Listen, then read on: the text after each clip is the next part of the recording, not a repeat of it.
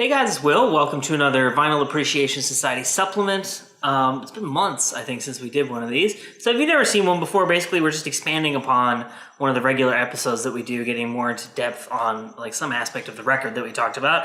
As you can maybe see here, I have The Apostasy by Behemoth. We put out a studio episode of that last week. And I very briefly mentioned Behemoth's lyrics and like the occult content and the kind of the satanic content. And I didn't really get into any detail on it. I mentioned Anton LaVey, which I think is a bit misleading, really, if you know a lot about Behemoth, or if you don't, and probably even more misleading. And one of the things that we really try to avoid on Vinyl Appreciation Society and our Terrible Infant shows in general is kind of like misinformation or half information.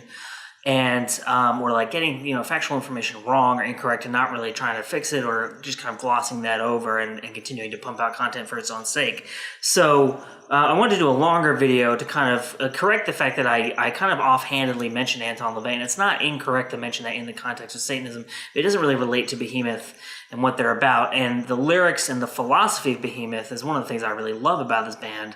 And so I wanted to do them justice. And also talk a little bit about these things that I find very interesting. Obviously, I'm wearing a Hail Satan shirt, and this is from the Satanic Temple, which I will also talk about. So that's kind of the purpose of this video.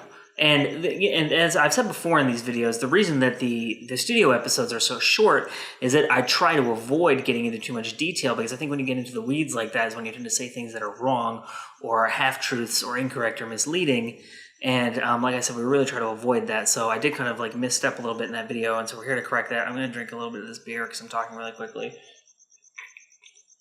This is mango beer. I know that's a weird thing to be drinking when I'm sitting next to Kali. I'll talk more about that. This is the Hindu goddess Kali and these guys.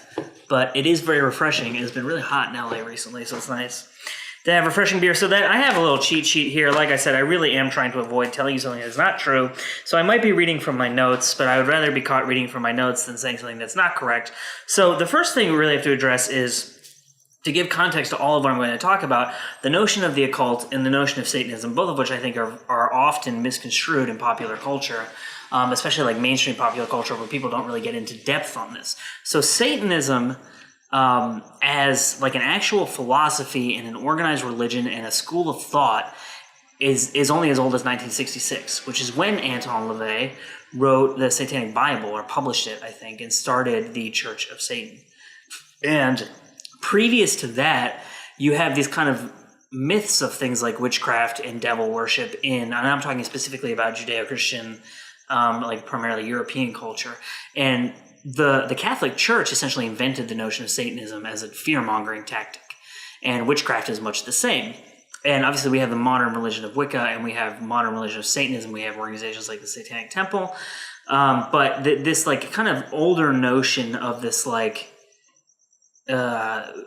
dark, mysterious Middle Ages witchcraft and Satanism was invented by the Catholic Church. However, that being said, Western esotericism, which I will talk about in a minute, which reminds me I gotta get my phone out because I saved a link on esotericism. That's a real thing.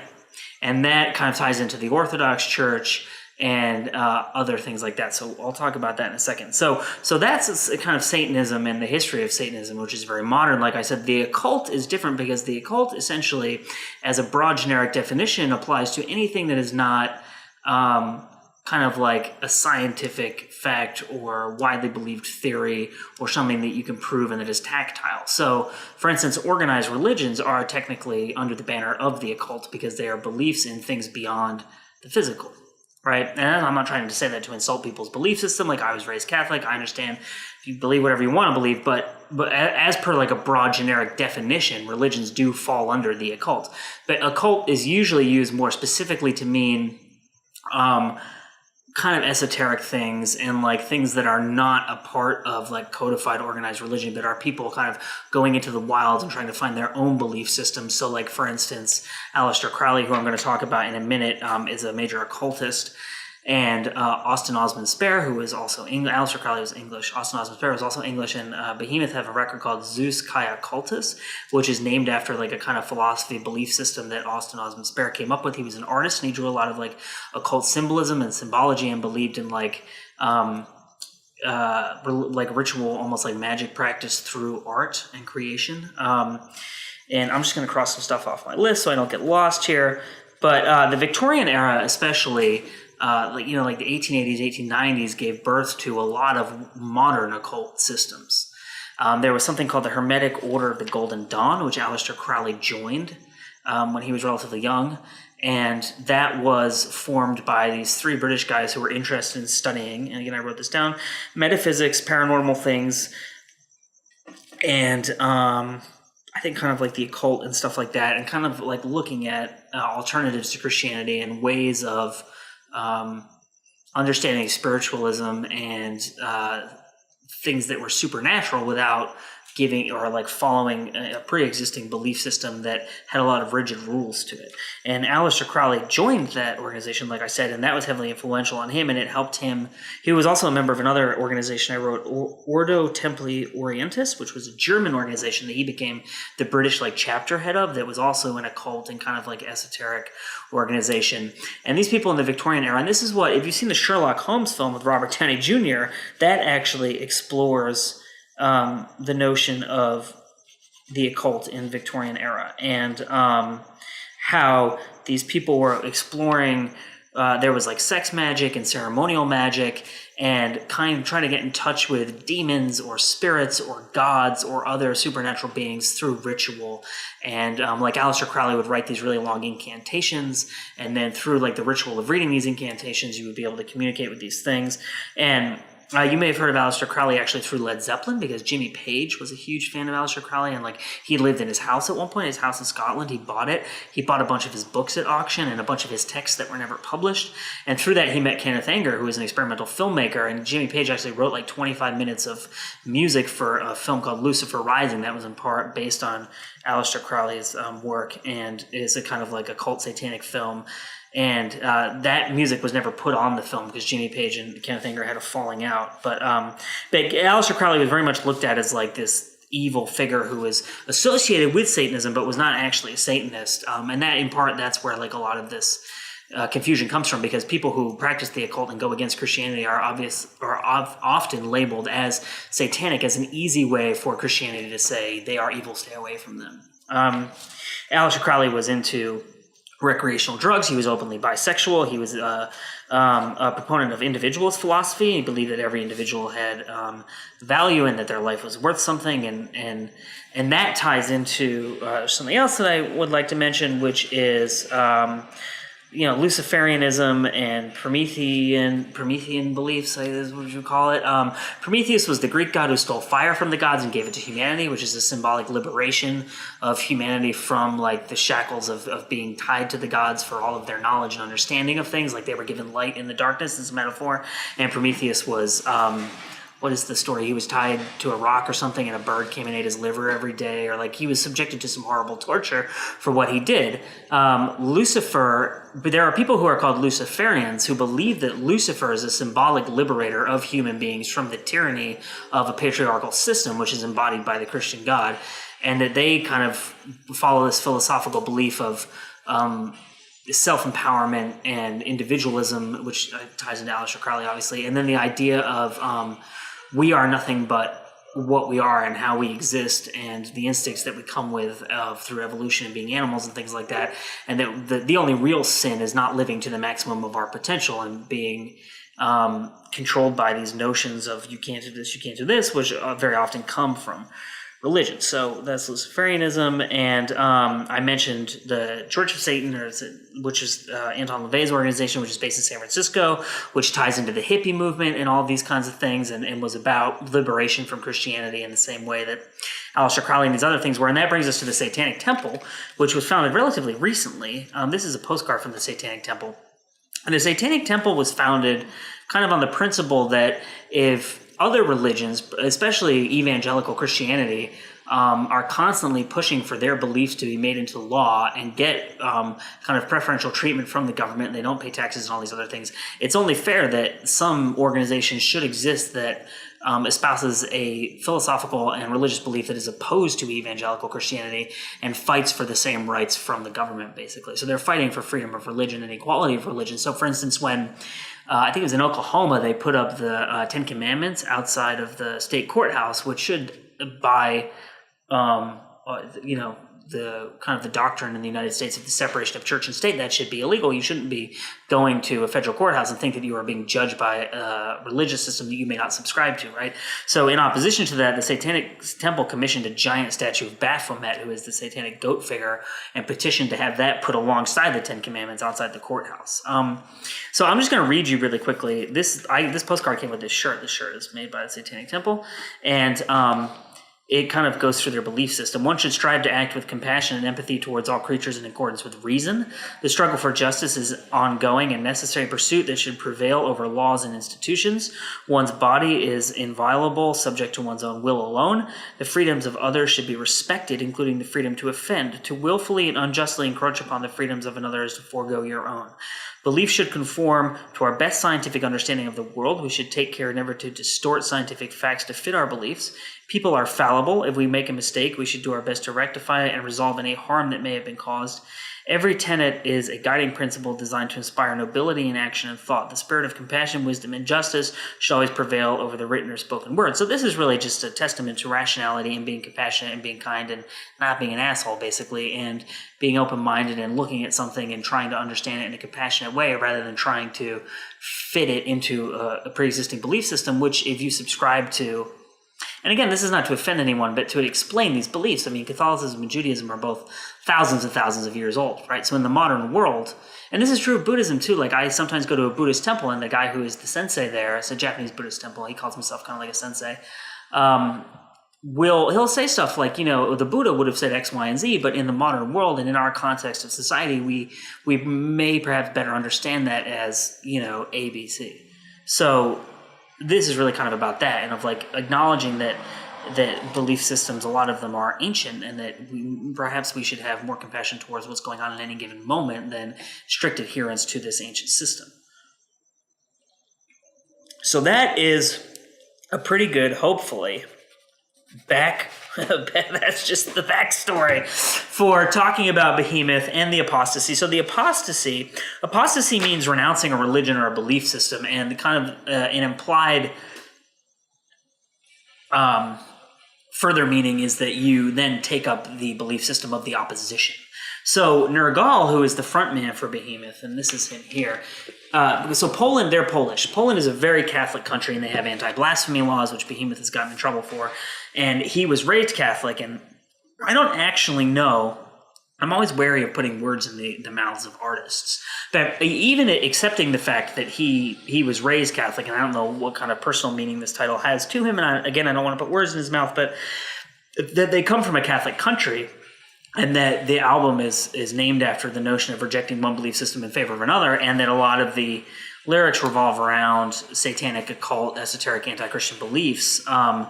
I think it's, we can assume that perhaps this is a personal journey as much as it is a philosophical one. The other thing I meant to read to you, this will just take a second. I mentioned Western esotericism, and that's a very complicated, large, wide-ranging field. And I can't profess to be an expert in it, and so I just wanted to read a basic definition so you kind of have a vague idea of what I'm talking about. Because Western esotericism is essentially the thing that informs all of these Western occult beliefs. Western esotericism, also called esotericism and esoterism, also known as the Western mystery tradition, is a term under which scholars have categorized a wide range of loosely related ideas and movements which have developed within Western society. These ideas and currents are united by the fact that they are largely distinct from Orthodox Judeo-Christian religion and from Enlightenment rationalism. Esotericism has pervaded various forms of Western philosophy, religion, pseudoscience, art, literature, and music, continuing to affect intellectual ideas and popular culture. So it's not a thing that can be easily defined. It's a kind of a broad category. And that's Aleister Crowley was interested in going exploring that, and a lot of the ideas of this come from that. So that's just to give you that background. And then we have on the cover here Kali.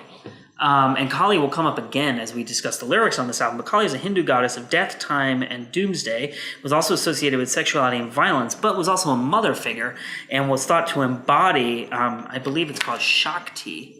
And I don't speak any Hindi, so I'm probably butchering the pronunciation of this. But Shakti is feminine energy, fertility, and creativity. So this is interesting because Kali, in a way, embodies like the same kind of notion as Luciferianism, Satanism, the rejection of Christianity for other forms, because in the same way that Prometheus, for instance, stole fire from the gods and represented a darkness to some degree from the perspective of the gods, he gave that light to the humans and allowed them to gain knowledge and to see things in the light and to not live in darkness anymore.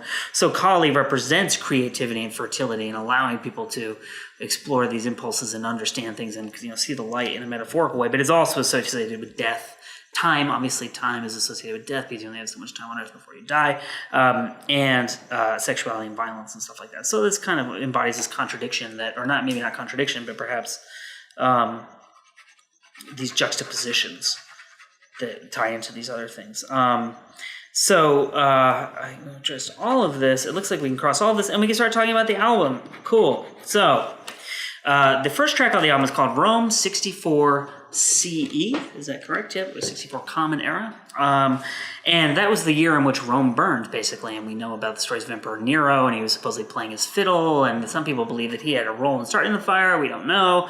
But this is significant because Nero basically blamed the Christians for this giant fire that killed all these people and destroyed huge parts of Rome. And then there was this mass slaughter of the Christians, right? So, and Nergal says in this little booklet, which contains a bunch of liner notes on the themes of the album, that kind of became a theme of the record because it ties into the apostasy in a metaphorical way, not in terms of literally killing Christians, but the metaphor of killing this school of thought in order to find something new. And also there's kind of there are notions running throughout this record of pure human instinct and how that's beast-like and it ties us to wild animals as much as it does rational beings. And this notion of these people going insane and killing all these Christians, again, as a metaphorical act and as a literal act, is it's perhaps a more pure expression of the animal nature of human beings and of not being afraid to be beast-like. And obviously they're not advocating for mass slaughter, and I am not advocating for mass slaughter. You have to understand all of this in kind of metaphorical terms or allegorical terms. But the next track is called Slaying the Prophets of Isa, or Isaiah. Isa. Yeah, and Isa is the Arabic name for Jesus. And I'm sure it's pronounced differently. I don't speak any Arabic, and I apologize for that. But that song is just kind of about embodying opposition to Christianity. And he talks about ancient kind of Hecate, I believe, is the name of an ancient sorceress or a woman associated with witchcraft. And he mentions demons and like the Duke of Hell and all these people. And by choosing the Arabic name for Jesus, he's obviously, there's some reference there. And we're talking about the ancient world in this, and there seems to be, to me, reference there to the Crusades and this notion of just, and you may or may not know this, but Baphomet, Baphomet is the satanic goat, like I said, is right here. It's thought that the word Baphomet originates from the French word for Mohammed, which is something like Maphomet. It's like an ancient French word for the prophet Mohammed, because when the French went to the Crusades, obviously the Muslims were their enemy. And so this notion of the enemy of Christ became associated with the enemy of what they perceived to be the enemy of Christianity. Obviously, we all know the history of the Crusades, and the Christians were just like, we're going to go and kill all you fucking people. So there's no, anyway. So, I'm not saying that Islam or the perceived notion of the enemy of Christianity is true or valid, or that there's any kind of inherent violence to any of these religions. But we know that the Christians went there and they killed a bunch of people, and it's thought that they picked up this kind of notion of the antithesis of Christianity from fighting Islam in the Crusades. So I rambled a bit too long about that. Next we have Prometheon. So this is a portmanteau, I believe is how you pronounce that, which is two words stuck together to make a new one. Prometheus, who we've already talked about, and then Therion. So Therion is a Greek word which means beast or wild animal, and we've talked about the beast-like nature of humans and unleashing the beast within you, being yourself and allowing your instincts to run wild and not trying to constrain yourself because of Christian notions of sin or things like that. Or of just the patriarchal kind of, he mentions the patriarchy in here, so this is not just me putting my own beliefs in here. This is something that he's talking about. And it's kind of about the notion of, we live in a very dark world, and we live in very dark times, and we live under oppressive governments, and yet human beings still find art, they still find creativity, they still find reasons to live. And so it's about, much like Prometheus, found light and gave it to the humans, people find light even in the darkest of circumstances, and in part that may have to do with beast-like nature. Again, you could go into way more detail on this. This is just a surface level kind of explanation of what's going on here. At the Left Hand of God is the next track. So this is, if you know Entombed, you know Left Hand Path. And this is associated with Western esotericism, ceremonial magic. There's the right hand and the left hand. And some people say that the right hand is white magic, the left hand is black magic. Some people say, well, that's not true. Like the right hand is more about, this, and the left hand is about that. But they represent opposing notions. And the left hand is often associated with anti-Christian or anti-traditional patriarchal organized religion. And so this is about, and he says in the liner notes here something about like finding like a new form of magic that can speak to all human needs, and exploring like other points of view and letting go of the notion of sin, and kind of just being ourselves and giving into who we truly are. So the next track is called, and I don't speak any German. For some reason, we always do languages that I don't speak. We gotta do some Japanese stuff. We gotta do I speak a little bit of Spanish. We gotta do some Spanish stuff. German, Craig's philosophy. I don't know. I always do like a ridiculous, exaggerated accent when I do German. It means the philosophy of war in German. And this song is interesting to me because if you read the lyrics, it's very clearly about the absence of God or a divinity or of heaven or anything like that. They're talking about the empty throne in the sky and things like that. And that, of course, if there's the absence of divinity, then the highest power is the self, right? So it's about self-empowerment. But the reason that this is so interesting to me is that the Japanese film Ran by Akira Kurosawa, and I'm a huge Kurosawa fan, and I love Ran, and at some point I think we're going to be doing a Japanese cinema show. But Kurosawa has said in interviews that ultimately his primary theme in that he was a adherent to Pure Land Buddhism. I don't know if he actually practiced it, but the philosophy of Ran is based on Pure Land Buddhism, which is one of the various schools of Buddhism. And the kind of the theme of Ran is the absence of the Buddha. And what is a world, and if you think of the Buddha as embodying like wisdom and light and compassion, what is the world that exists when that being does not exist? So obviously that's different from this, because this is about kind of what the author sees as like a fascist god, like telling everyone what to do, versus Buddha being a symbol of compassion. But it's all, Ran is a violent film that is filled with war. This is a philosophy of war, so this is kind of an interesting parallel there. The next track is called Be Without Fear, and that is a very literal song. There's a Bertrand Russell quote about conquering fear, and I think this ties into the notion of kind of the beast, right? The animal within us. And if you conquer fear, you can become the beast, not in a literal sense, but in this metaphorical sense of like this great being that kind of controls its own destiny. Arcana Hereticae. This is based on a trip to Tibet that, according to the liner notes here, that Nergal, again, who's the frontman of Behemoth, took in 2006. And, he went to Kathmandu, he went into Nepal, he was in India, and they trekked into Tibet, and they came across this giant festival for Kali, who is the goddess here on the cover. Like I said, we talk about Kali again.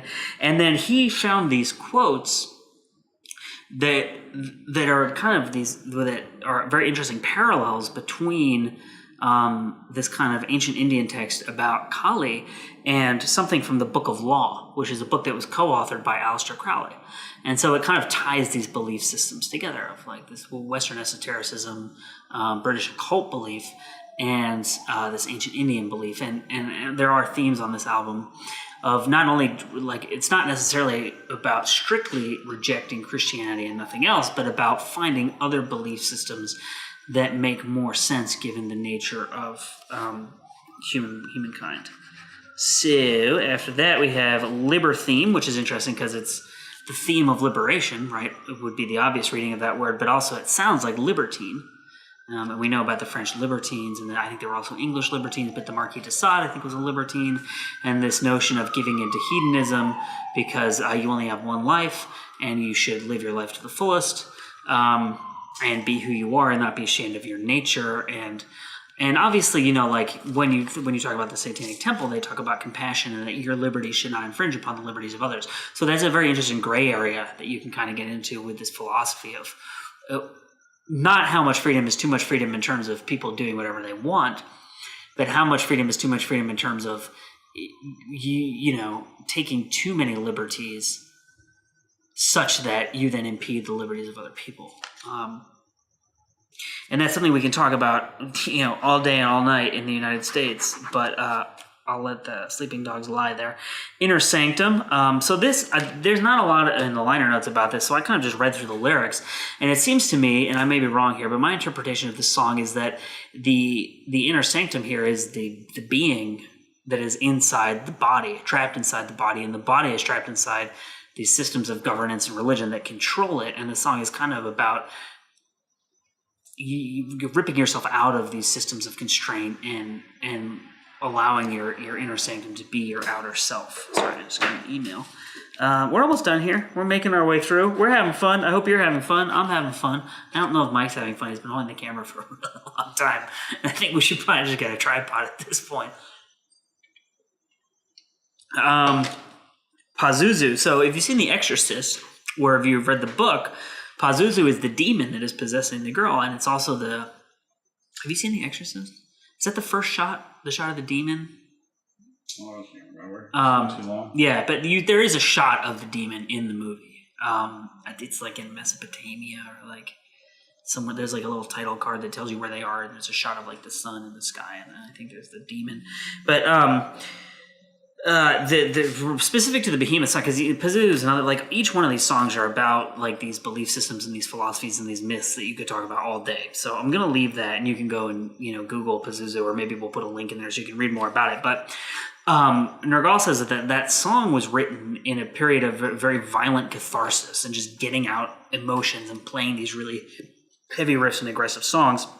And he came up with the title Pazuzu before writing the lyrics, and the title to him kind of applies to this notion of reading through myth Pazuzu as a messenger of the beast, and this notion that the artist who channels like raw, pure, unbridled emotion and intuition without trying to intellectually shape it is in a way also perhaps a messenger for the beast, and that is channeling the nature of the beast within us. So there's that. And I also forgot to say, tracking back to Libertheme, I just remembered this. There's mention of automatic writing too. So if you know what that is, it's like the idea that you, and actually I think Austin Osman Spare perhaps was into the notion of automatic drawing. I may be misremembering that, but it's kind of the idea that you sit down with a pen and you just, or a paintbrush or whatever, and you just start going based on pure intuition. You don't try to shape what you're creating, and it's almost as though you're channeling something beyond yourself. So, and again, I think that ties into Pazuzu in terms of the notion of the artist channeling. So the last song, is it the last song on the album? I want to make sure I'm getting this right. Christ Grinding Avenue. So this is Via Dolorosa, which is the street that's in, I think, in Jerusalem, which is, as per Christian belief, the street that Jesus walked down on his way to the crucifixion. And Nergal, I think, went to Jerusalem at some point, because there's mention in here of him. I can actually just read his quote to you, and then I don't have to interpret anything, but it's pretty interesting. So here's the last song. Yep, here we go. It's a very hot day in Jerusalem. Together with my companions, we are walking down Via Dolorosa. My mind drifts to thoughts of the Passion of the Christ, the last temptation of Christ, conjuring images of that famous spectacle in mankind's history. Am I moved? Not at all. There's no catharsis, no trace of pity for the human who is crucified in the company of two thieves. Jerusalem, beginning of the new era, escalation of mass hatred, source of a weak and faulty culture, the true heart of darkness. So, there you go. Straight from the horse's mouth. Is that the expression? That's Behemoth, and that's the Apostasy, and hopefully that was enlightening, and hopefully, here's something interesting.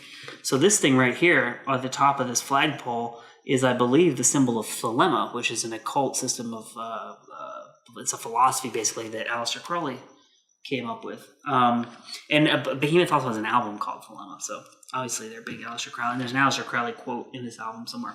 So that's The Apostasy, that's Behemoth, that's The Occult and Satanism, and various other things like that. Please leave us a comment if you're interested, if you think we left anything out, if you have any questions, if you think we got something wrong, please let us know.